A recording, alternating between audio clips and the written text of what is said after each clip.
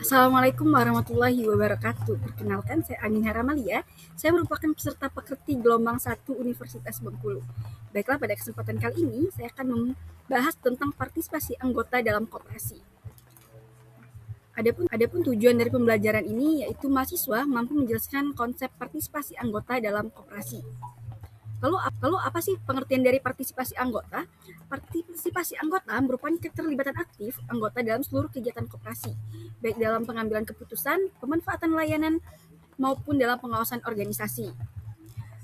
John Birkle mengatakan bahwa partisipasi anggota merupakan ciri utama koperasi yang membedakannya dengan badan usaha lain, karena anggota bertindak sebagai pemilik sekaligus pengguna layanan atau dual identity. Lalu partisipasi anggota dalam koperasi dapat muncul dalam beberapa bentuk. Yang pertama, partisipasi dalam pengambilan keputusan. Yang kedua, partisipasi dalam permodalan. Yang ketiga, partisipasi dalam kegiatan usaha. Dan yang keempat, partisipasi dalam pengawasan.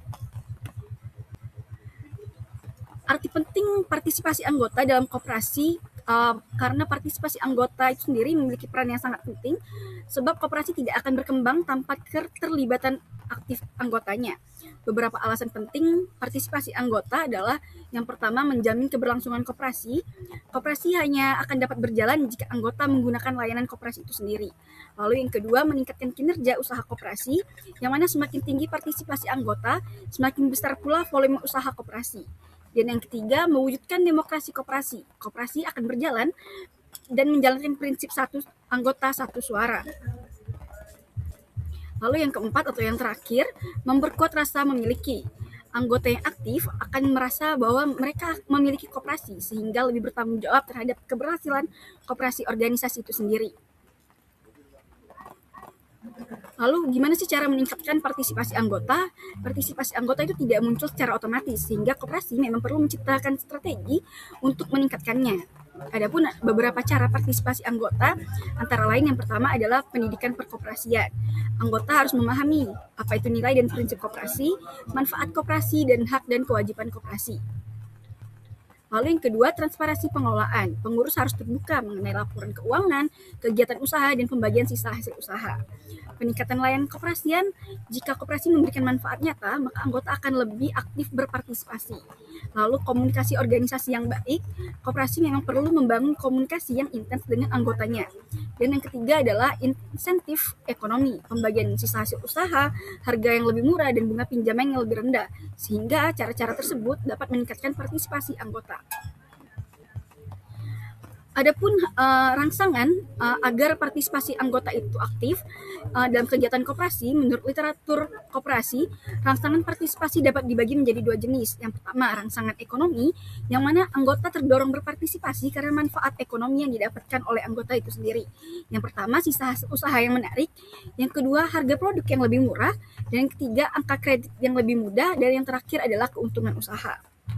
Lalu yang kedua dari rangsangan non-ekonomi, partisipasi juga dapat dipicu oleh beberapa faktor sosial dan psikologis, seperti rasa kebersamaan, solidaritas sosial, kepercayaan terhadap kepengurusan, dan prestis terhadap anggota koperasi.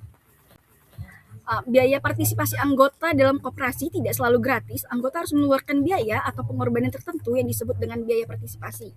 Contohnya, biaya partisipasi dapat berupa biaya finansial, yaitu simpanan pokok, simpanan wajib, dan investasi dalam koperasi. Lalu yang kedua ada biaya waktu. Yang pertama, menghadiri rapat anggota, mengikuti kegiatan koperasi. Lalu yang ketiga, biaya partisipasi juga dapat berupa biaya tenaga, yang mana anggota harus terlibat dalam kegiatan koperasi dan membantu operasional. Yang keempat, ada biaya psikologis, yang mana ada tanggung jawab sosial sebagai anggota dan risiko dalam pengambilan keputusan. Jika biaya partisipasi lebih besar dari manfaat yang diterima, maka anggota cenderung pasif. Namun, oleh karena itu, memang koperasi harus memastikan nih bahwa manfaat partisipasi lebih besar dibandingkan biaya yang telah dikeluarkan oleh anggota itu sendiri. Baiklah, adapun itu pembahasan kita pada hari ini. Lebih dan kurangnya saya mohon maaf. Saya tutup dulu. Selamat sore. Wabillahi taufiq wal hidayah. Wassalamualaikum warahmatullahi wabarakatuh.